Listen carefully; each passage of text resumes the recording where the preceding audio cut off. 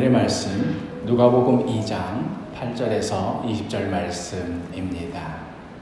그 지역의 목자들이 밤에 밖에서 자기 양떼를 지키더니 주의 사자가 곁에 서고 주의 영광이 그들을 두루 비추매 크게 무서워하는지라.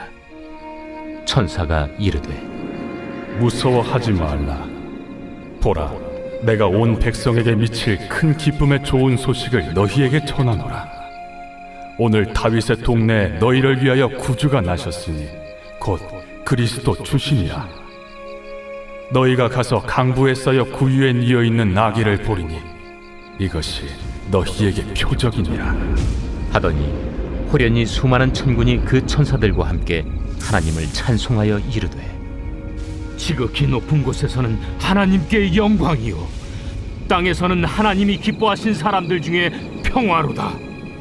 천사들이 떠나 하늘로 올라가니 목자가 서로 말하되 이제 베들레헴으로 가서 주께서 우리에게 알리신 바 이 이루어진 일을 보자.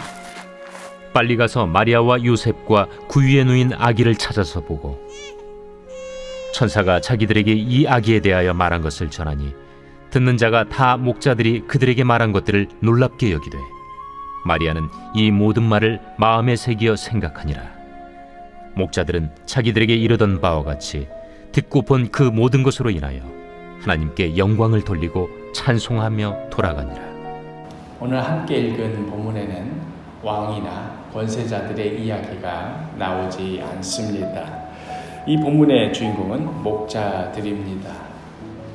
여호와는 나의 목자시니 하는 그런 유명한 성경 구절을 생각해 볼 때에 목자하면 왠지 온유하고 자상한 그런 이미지가 떠오르시지요. 그러나 오늘 본문에 나오는 목자들은 그런 의미의 목자는 아닌 것 같습니다. 그들은 당시 가장 무시당하던 사람들 중에 하나였습니다. 그들은 입이 거친 사람들이었습니다. 쉽게 화내고 싸우고 욕하고 거짓말도 잘하고 도둑질도 잘하는 그런 사람들이었습니다. 애초부터 나쁜 사람들은 아니었을는지도 모릅니다. 그저 입에 풀칠이라도 하며 살아야 했기에 살다 보니 그렇게 험악해졌는지도 모르겠습니다.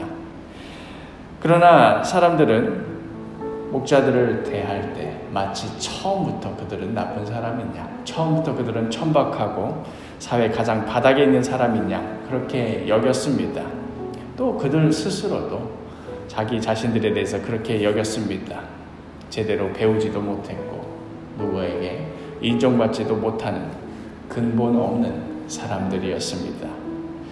오늘 본문에 나오는 이날도 목자들은 입에 풀칠이라도 해야 했기에 양떼들을 몰고 밤을 지새고 있던 중이었습니다. 그런데 너무도 추웠습니다.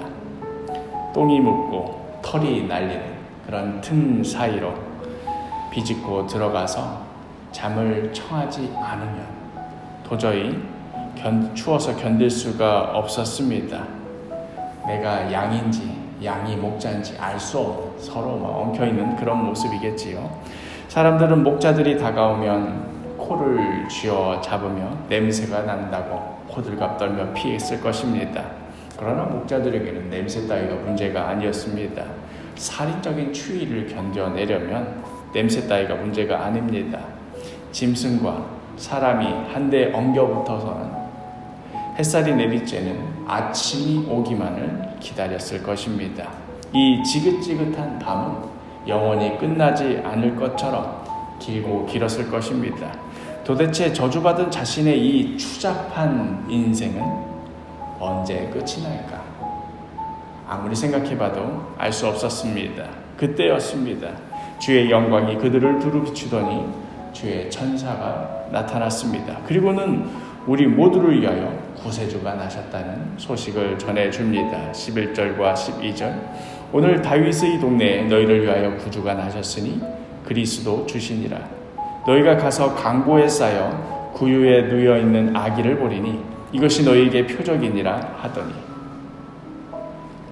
우리가 흔히 성탄절 하면 반짝이는 천사 장식과 또 따뜻한 노란 조명 아래 말구에 누인 아기 예수를 바라보는 요셉과 마리아의 조각상을 보노라면 마음까지도 따뜻해지는 듯합니다. 말구유에 놓인 그 지푸라기가 어찌나 푹신해 보이고 아늑해 보이는지 한번 나도 누워볼까 하는 마음이 들 정도입니다. 그러나 2000년 전 당시 상황도 과연 그러했을까요? 우리 한번 상상해 봅시다.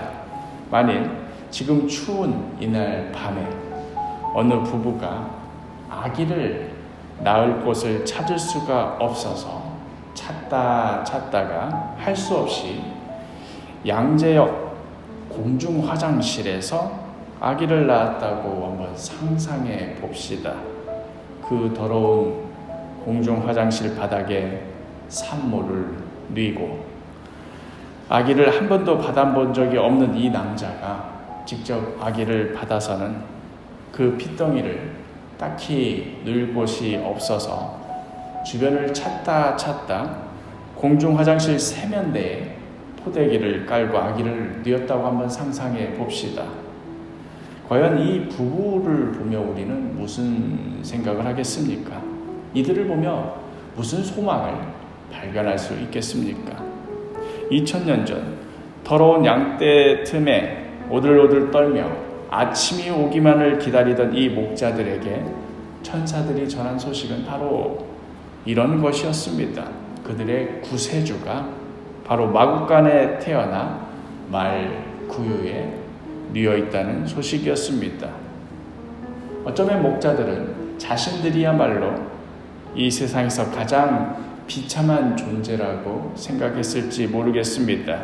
목자들은 자신들이야말로 가장 소망이 없는 사람이라고 생각했을지도 모르겠습니다. 그러나 그들에게 전해진 소식은 세상을 구원할 구세주가 양떼 틈에 누인 정도가 아니라 더러운 마구간 바닥에서 태어나 말 여물통으로 쓰이던 구유에 뉘어 있다는 그런 소식이었습니다. 우리를 위해 세상에 오신 아기 예수님은 바로 이러한 모습으로 우리에게 오셨습니다. 그 추운 밤 당장이라도 따뜻하게 덮어주지 않으면, 그래서 구유에라도 누이지 않으면 금방이라도 숨이 멎어 끊어질 것만 같은 아주 여리고 힘없는 아기의 모습으로 오셨습니다. 게다가 가난한 자들, 비참한 자들에게로 오셨다가 그리고 나서 다시 또 어느 멋진 곳으로 가시는 그런 것도 아니었습니다. 여전히 말 구유 그 자리에 사람이 누인 그대로 있는 그런 모습으로 있을 수밖에 없는 아기의 모습으로 오신 것이었습니다. 목자들은 그 가냘픈 또 그 연약한 아기를 보며 눈시울을 적시지 않을 수 없었을 것입니다. 아무리 비참한 인생을 살고 있는 자신이라 해도 적어도 태어날 때는 따뜻한 방에서 태어났을 것입니다. 적어도 깨끗한 천으로 감싸며 이 아이의 탄생을 모든 사람들이 축하해 주었을 것입니다. 그러나 이 예수라는 아기는 냄새나는 짐승들이 둘러싸인 마구간에서 겨우 태어나 말 여물통 위에 뉘어있는 것이었습니다. 천사가 이런 말을 했었지요. 이것이 너희에게 표적이 되리라. 이것이 바로 그 처참한 비참한 모습이 너희에게 표적, 증거, 사인이 될 것이다.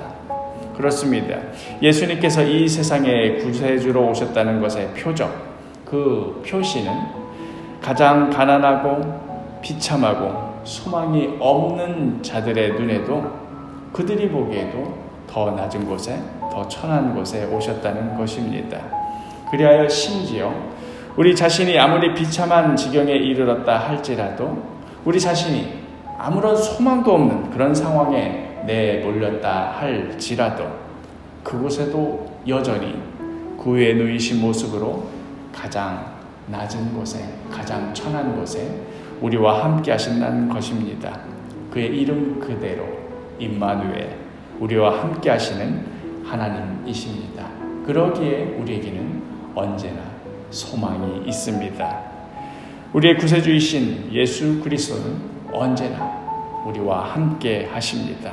이것이 바로 크리스마스에 우리를 위하여서 구세주가 오셨다는 큰 기쁨의 좋은 소식일 것입니다.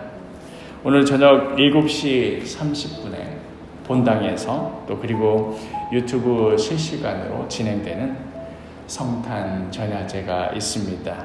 우리 사도교회 온 식구들이 우리를 위해 이 땅에 구세주께서 오신 그 큰 기쁨의 좋은 소식을 함께 나누며 또 함께 누리는 그런 복된 시간이 되기를 간절히 소망합니다.